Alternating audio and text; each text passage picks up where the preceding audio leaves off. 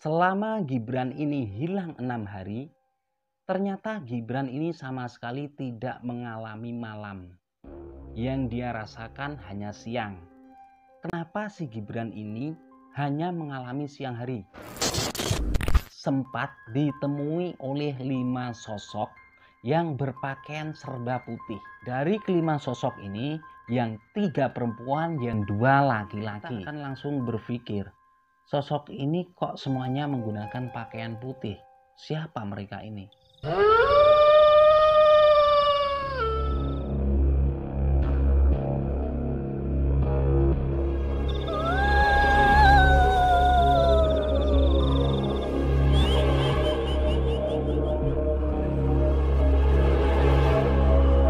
Assalamualaikum warahmatullahi wabarakatuh. Bertemu kembali dengan Kang Z. Ya teman-teman, terima kasih semuanya sudah mengklik video ini. Dan buat teman-teman, saya doakan semoga selalu diberikan kesehatan dan diberikan kelancaran dalam setiap urusan. Selama Gibran ini hilang 6 hari, ternyata Gibran ini sama sekali tidak mengalami malam. Yang dia rasakan hanya siang. Disinilah banyak banget orang-orang atau teman-teman yang menonton video saya menanyakan, kenapa si Gibran ini hanya mengalami siang hari? Apakah di sana ini memang tidak ada malam atau bagaimana? Ini sekalian kita bahas. Di sini saya akan menyampaikan atas pendapat saya pribadi. Sekali lagi, apa yang saya sampaikan ini adalah pendapat saya pribadi. Jikapun pendapat saya ini nanti berbeda dengan pendapatnya teman-teman, bebas. Sekali lagi, ini hanyalah pendapat. Kalaupun teman-teman punya pendapat tersendiri, silahkan tuliskan di komentar nanti. Jadi kalau menurut pendapat saya, kenapa si Gibran hilang selama 6 hari ini tidak mengalami yang namanya malam? Menurut saya ini terjadi karena pada saat itu Gibran ini berada di dunia lain. Sehingga untuk versi waktu yang dialami oleh si Gibran ini sebenarnya cukup singkat. Jadi Gibran di sana ini sebenarnya belum ada 1 hari. Hilangnya itu pagi hari, dia mengalaminya di sana ini sampai siang. Karena itulah belum sempat masuk ke malam. Mungkin dari teman-teman sudah pernah ya mendengar cerita-cerita dari orang-orang yang pernah masuk ke alam gaib, bahwa perbedaan antara alam gaib dan dunia nyata ini sungguh jauh banget. Karena itulah Gibran ini menceritakan bahwa dia sama sekali tidak mengalami malam. Padahal di dunia nyata ini Gibran hilang selama 6 hari. Itu kalau menurut pendapat saya. Dan atas keterangan yang diberikan oleh si Gibran ini saya menemukan beberapa keganjilan. Kenapa saya bilang ganjil? Karena sepertinya pada saat si Gibran ini dilontarkan pertanyaan-pertanyaan oleh media yang datang, seolah-olah jawaban yang diberikan oleh si Gibran ini masih simpang siur. Contohnya begini, ada salah satu orang yang bertanya kepada si Gibran, berarti selama hilang ini dia tidak makan. Di situ Gibran mengatakan bahwa dia tidak makan. Bahkan pada saat si Gibran dikasih makanan nasi dengan lauk ikan oleh sosok yang berbaju putih tadi, si Gibran ini tidak memakannya. Dia lebih memilih minum air sungai. Namun di sisi lain, pada saat orang lain menanyakan hal tersebut, dia ini bercerita bahwa di situ dia sempat dikasih roti oleh orang yang mirip banget dengan Tim SAR.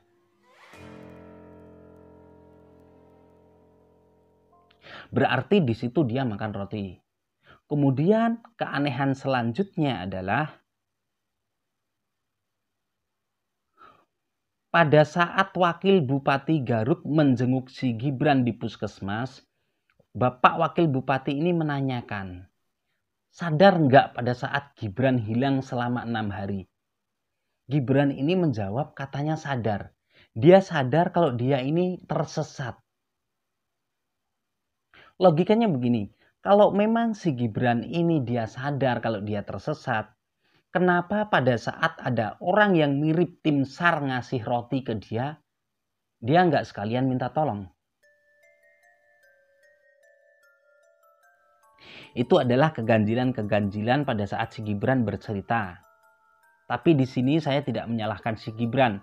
Karena bisa saja hal tersebut terjadi karena pertama, kemarin sore si Gibran ini masih lemas, kondisinya masih drop.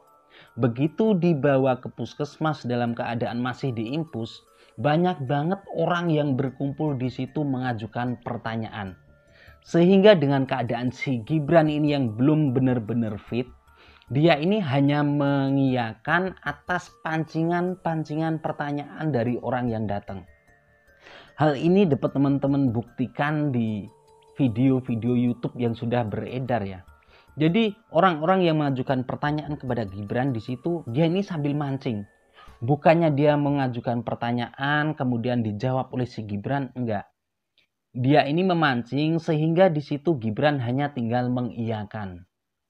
Dan jawaban iyanya si Gibran ini mungkin karena dia ini masih lemes, masih males buat ngobrol. Tapi sayangnya orang-orang yang datang di situ terlanjur menggebu-gebu karena saking penasarannya. Harapan saya sih si Gibran begitu sudah fit benar-benar kembali normal seperti sedia kala, Gibran ini bersedia menceritakan apa adanya persis seperti yang dia alami. Dan atas hilangnya Gibran di Gunung Guntur berikut kejadian-kejadian mistis yang dialami, baik dia ini tidak bertemu malam, padahal dia hilang selama 6 hari, ditambah lagi di situ dia sempat dikasih makan dengan nasi lauknya ikan. Semuanya ini mengingatkan saya akan sebuah kejadian yang terjadi pada minggu yang lalu. Yaitu di situ saya mengangkat sebuah kejadian nyata yang dialami oleh Bu Jumiati pada saat hilang di hutan Patalan. Mungkin videonya nanti bisa teman-teman cek karena ini kejadian nyata, real, dan saya sempat ngobrol dengan orangnya langsung. Bahkan saya juga sempat ikut melakukan pencarian. Untuk kronologinya Bu Jumiati ini begini. Bu Jumiati pagi hari dia ini berangkat ke hutan. Dengan alasan dia ingin mencari tumbuhan yang namanya kacang asu. Masuklah dia ke hutan itu. Di sebuah area yang namanya Dong Pakis di tengah hutan, dia ini ketemu dengan salah satu tangga yang namanya Pak Sardi. Pada saat ketemu Pak Sardi ini menegur. Hanya saja menurut Pak Sardi, Bu Jumiati ini tidak menjawab. Tapi ketika saya menanyakan hal tersebut pada Bu Jumiati, katanya Bu Jumiati ini sebenarnya juga menyahut ketika ditanya atau disapa oleh Pak Sardi. Justru menurut Bu Jumiati, Pak Sardinya ini hanya diam. Sampai akhirnya mereka ini langsung berlalu. Pak Sardi pulang, Bu Jumiati jalan lagi mengarah ke tengah hutan. Pada saat masuk sholat zuhur, Bu Jumiati ini juga sempat sholat zuhur. Dia ini numpang di sebuah masjid. Di situ dia sempat mandi di sungai, kemudian ke masjid dan meminjam mukena di masjid tersebut. Pada saat saya tanya, masjid itu ramai sekali. Ada yang cantik, ada orang tua, ada ibu-ibu yang sedang sibuk berzikir. Karena katanya pada saat itu Bu Jumiati ini sudah telat sholat zuhur sehingga dia ini sholat sendiri. Dan menurut keyakinan Bu Jumiati, masjid yang dia gunakan buat sholat ini adalah masjid Dusun Jeruk Gulung. Jadi Dusun Jeruk Gulung ini adalah dusun yang terletak di tengah hutan. Tepatnya berada di sebelah selatan hutan Serigati, alas Ketonggo Ngawi. Padahal kenyataannya pada saat penduduk Dusun Jeruk Gulung ini juga ikut melakukan pencarian malam itu juga, satupun orang yang tinggal di area masjid tersebut, satupun tidak ada yang ketemu Bu Jumiati pada saat di masjid. Sampai akhirnya hal tersebut membuat saya bertanya lagi kepada Bu Jumiati saat bertemu.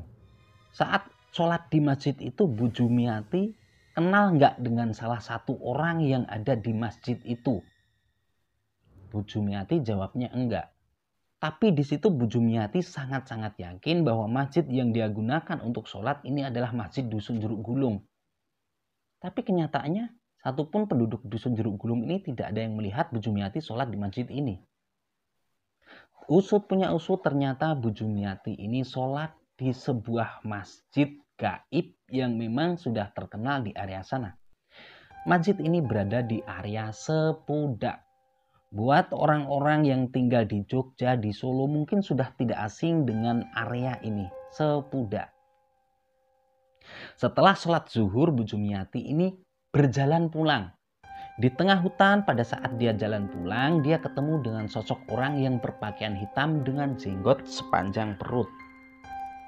Di situ Bu Jumiati mengikuti dia karena orang ini lewat di jalan setapak di tengah hutan. Dia ikuti, di situ katanya sempat dia panggil karena orang ini berada di depan. Dia panggil sampai 3 kali nggak jawab.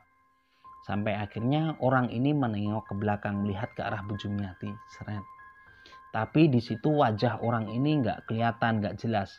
Yang dia ingat hanyalah orang ini punya jenggot sepanjang perut. Kemudian orang itu jalan lagi, jalan mengarah ke sungai yang namanya Dong Pakis tadi. Saat itu Bu Jumiati sadar, loh orang ini kok mengarah ke Dong Pakis. Sampai akhirnya Bu Jumiati ini balik lagi. Dia mengambil jalan lain. Anehnya pada saat dia sudah mengambil jalur yang lain, tiba-tiba saja orang yang mengarah ke sana tadi sudah berada di depannya. Di saat dia ketemu lagi dengan orang yang berjenggot ini, dia ini diminta istirahat. Bu Jumiati nurut. Bu Jumiati ini juga duduk dan istirahat. Di situ Bu Jumiati ini juga dikasih makanan seperti makanan yang dikasihkan kepada si Gibran. Di tengah hutan sana Bu Jumiati ini ditawari makanan yaitu nasi dengan lauk daging ayam. Hanya saja saat itu Bu Jumiati nggak mau makan makanan ini. Bu Jumiati ini lebih memilih air putih yang dia taruh di botol kusam yang dia bawa dari rumah. Sampai akhirnya setelah istirahat sejenak, Bu Jumiati ini berjalan pulang. Logikanya seperti yang saya jelaskan dalam video itu. Untuk jalan kaki tidak memakan waktu kurang lebih sekitar 30 menit atau setengah jam.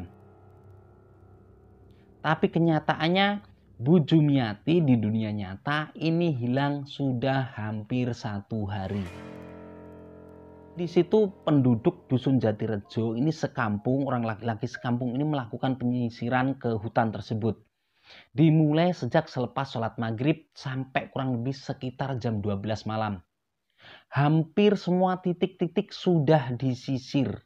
Tidak ada yang tertinggal. Tapi Bu Jumiati tidak ditemukan. Jam 12 malam, kepala dusun menghimbau agar masyarakat ini istirahat. Pencarian kembali dilanjutkan besok pagi. Namun pada saat orang ini sudah pulang, sudah mulai keluar dari hutan, sekitar jam setengah 1 ada beberapa orang yang berinisiatif berangkat lagi untuk mencari. Tentunya titik yang dia tuju ini berdasarkan saran dari orang tua.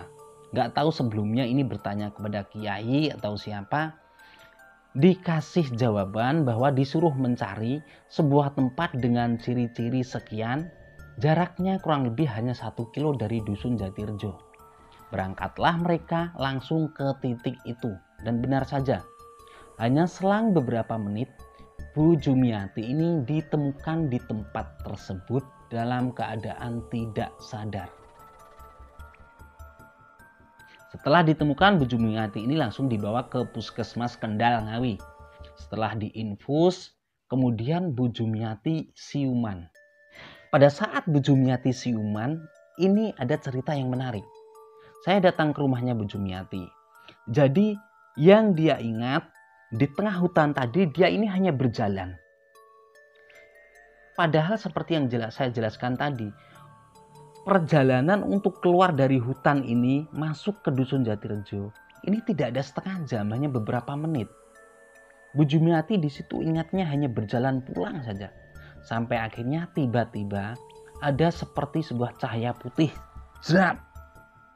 Disitulah Bu Jumiati sadar ternyata beliau ini sudah tergeletak di puskesmas. Padahal Bu Jumiati ini hilangnya dari pagi kurang lebih sekitar jam 6 sampai ditemukan sekitar jam setengah 1 dini hari. Padahal rentan waktu yang dialami Bu Jumiati ini cukup singkat. Dia ingatnya hanya berjalan pulang, pengen keluar dari hutan itu, hanya itu saja. Tetapi kenyataannya Dari pagi sampai dini hari, jam 12:30 malam baru ditemukan. Jadi sebenarnya kasus yang dialami oleh Gibran maupun Bu Jumiati ini ada sedikit kemiripan. Sama-sama masuk ke dunia gaib. Seperti yang sudah tertuliskan di dalam Al-Quran, rentan waktu antara gaib dan nyata ini cukup jauh banget. Karena itulah Gibran, meskipun menurut kita ini hilang selama 6 hari, namun kenyataannya yang dialami si Gibran, dia ini hanya mengalami 1 siang saja. Belum sampai masuk malam. Dan sekali lagi, buat teman-teman yang punya pendapat atas hilangnya Gibran di Gunung Guntur sana, silahkan berpendapat melalui komentar. Bebas, saya tidak akan menyalahkan. Sekali lagi, ini hanyalah pendapat. Ada satu komentar yang menarik di video saya yang saya upload semalam. Jadi dia ini berkomentar begini. Di pos 3 Gunung Guntur ini memang banyak banget makhluk gaib.